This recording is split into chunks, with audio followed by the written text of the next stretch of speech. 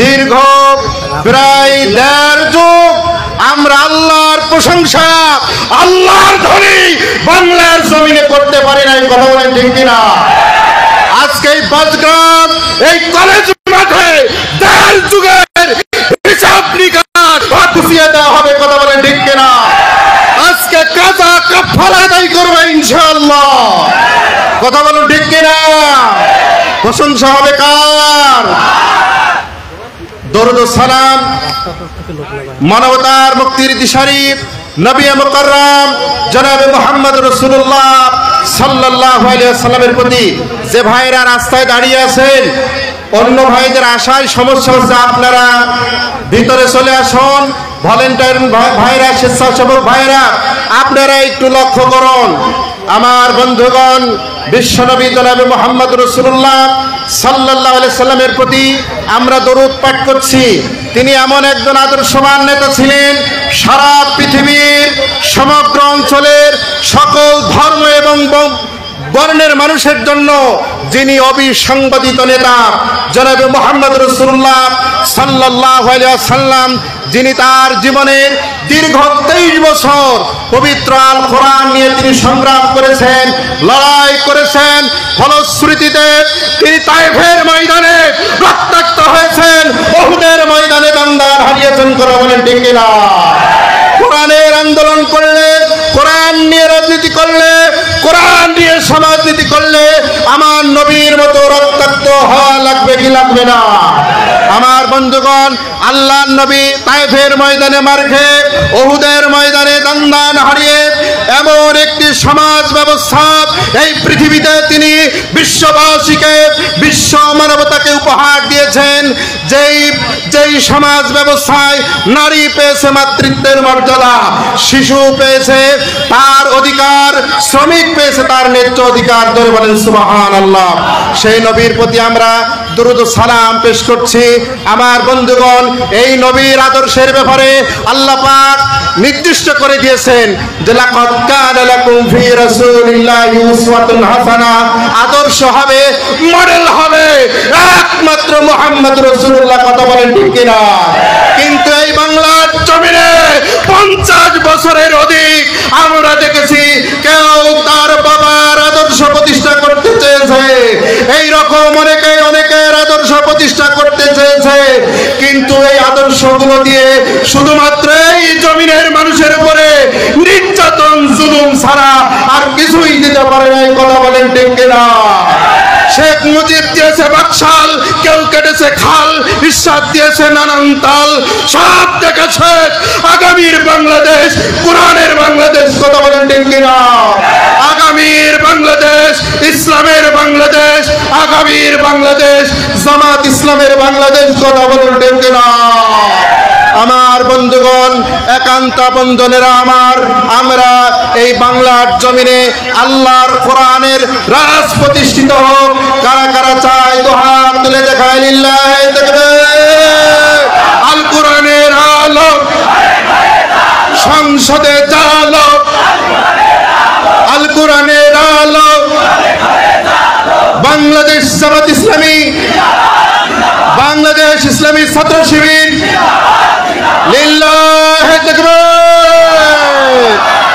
আমার বন্ধুগণ, আল্লাহ রাব্বুল আলামিন যে কোরআন দিয়েছেন, এই কোরআনের মধ্যেই রয়েছে বাক স্বাধীনতা। কথা বলুন ঠিক কিনা?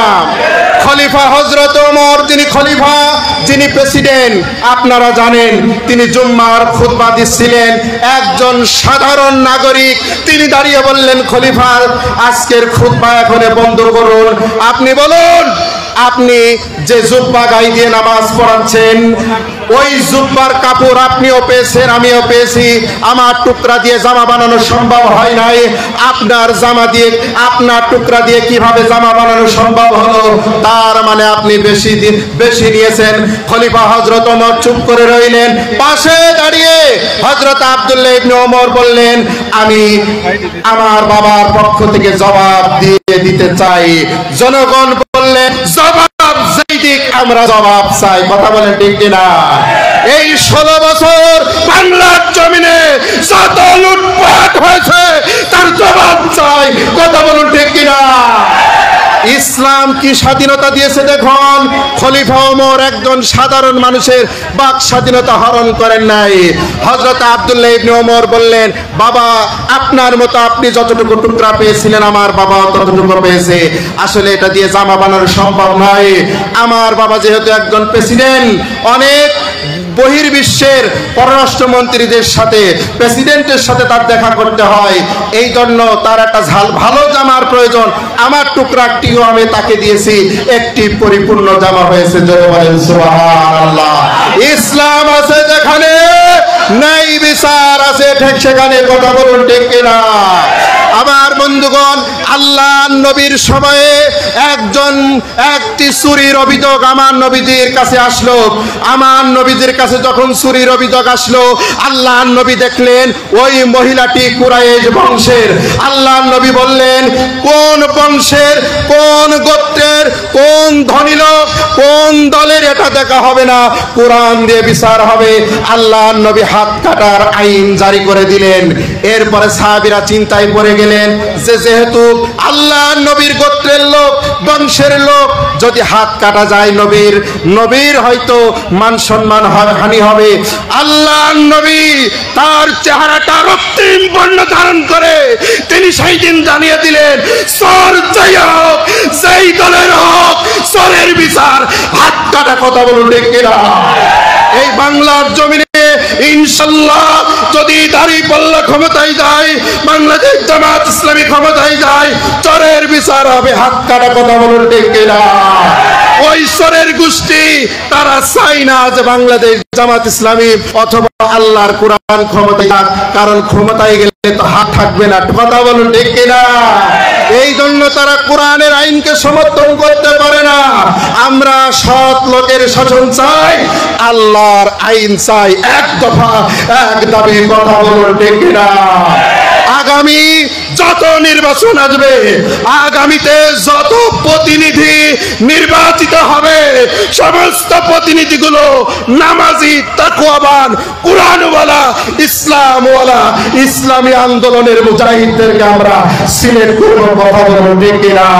কোন কমসর সেন্সর সেটার পাটপার বিজিএফ এর কাচ্চর, এরপরে যারা বিধবাদের কাছ থেকে টাকা নিয়েছে তাদেরকে আমরা আর ইউপির মেম্বারও বানাবো না। কথা বলুন ঠিক কিনা। লিল্লাহি তাকবীর, লিল্লাহি তাকবীর। আল্লাহ পাক সূরা নামের ভিতরে বলেন, ওয়াল তাকুম মিনকুম উম্মাতুন ইয়াদউনা ইলাল খায়র ওয়া ইয়া'মুরুনা বিল মা'রুফ ওয়া ইয়ানহাউনা আনিল মুনকার উলাইকা হুমুল মুফলিহুন। তোমাদের মধ্যে যেই দল কল্যাণের দিকে ডাকবে, যেই দল ন্যায় বিচারের দিকে ডাকবে, যেই দল সত্যের দিকে ডাকবে, যেই দল সৎ কাজের আদেশ করবে, অন্যায় কাজের নিষেধ করবে, তোমরা সেই দলের কর্মী হয়ে যাও, সেই দলের সাথী হয়ে যাও। ওয়াতাওয়ানু আলাল বিররি ওয়াত তাকওয়া, প্রতিটি ভালো কাজে সহযোগিতা করো। ওয়াতাওয়ানু আলাল ইসমি ওয়াল উদওয়ান, আর যত অপরাধ আছে, যত জুলুম আছে, যত অন্যায় আছে, যত বিচার আছে, তার তোমরা বিরোধী হয়ে যাও, জীবন দিয়ে সেটা প্রতিহত করো। আল্লাহ পাক বলেন, উলাইকা হুমুল মুফলিহুন। তাহলে তোমরা সফল হবে, তাহলে তোমরা আল্লাহর পক্ষ থেকে সমৃদ্ধি পাবে, তাহলে তোমরা আল্লাহর পক্ষ থেকে কামিয়াবি পাবে। এখন আমরা সফল হতে চাই কি চাই না? আমার বন্ধুগণ, আমাদেরকে সফলতার কথা বলা হয়েছে, আমাদেরকে বলা হয়েছে উন্নয়নের কথা। বলেছে এই বাংলাদেশ নাকি উন্নয়নের মহা সড়কে চলছে, কিন্তু আমরা দেখলাম এই বাংলাদেশ একটা দুর্গন্ধময় ভাগাড়ের মহাসড়কে চলেছে। কথা বলেন ঠিক কিনা? লক্ষ লক্ষ কোটি, 11 লক্ষ কোটি, এইরকম কোটি কোটি টাকা দেশ থেকে পাচার হয়ে গেছে। আমার বন্ধুগণ, এই যে আল্লাহর কোরআন, এই আল্লাহর কোরআন সাক্ষী দিয়ে আমরা বলতেছি, আল্লাহ বলছেন, ওয়ালা তাহিনু ওয়ালা তাহজানু ওয়া আনতুমুল আ'লাউনা ইন কুনতুম মুমিনিন। তোমরা যদি মুমিন হও তোমাদের কোনো চিন্তা নাই, আমাদের কোনো ভয় নাই, বিজয় তোমাদের। নাসরুম মিনাল্লাহি ওয়া ফাতহুন করিব, বিজয় অতি নিকটে। শুধুমাত্র আমাদের ঈমানের পরীক্ষা আরেকবার দেওয়া লাগবে। আমাদেরকে ঈমানদার হতে হবে। আমাদেরকে ওয়াতুজাহিদুনা ফি সাবিলিল্লাহি বিআমওয়ালিকুম ওয়া আনফুসিকুম, জান আর মাল দিয়ে আল্লাহর জমিনে আল্লাহর কোরআন প্রতিষ্ঠার জন্য আমরা কাজ করব, এই প্রত্যাশা ব্যক্ত করে আমার কথা শেষ করছি। লিল্লাহি তাকবীর, লিল্লাহি তাকবীর। মুফতি আমির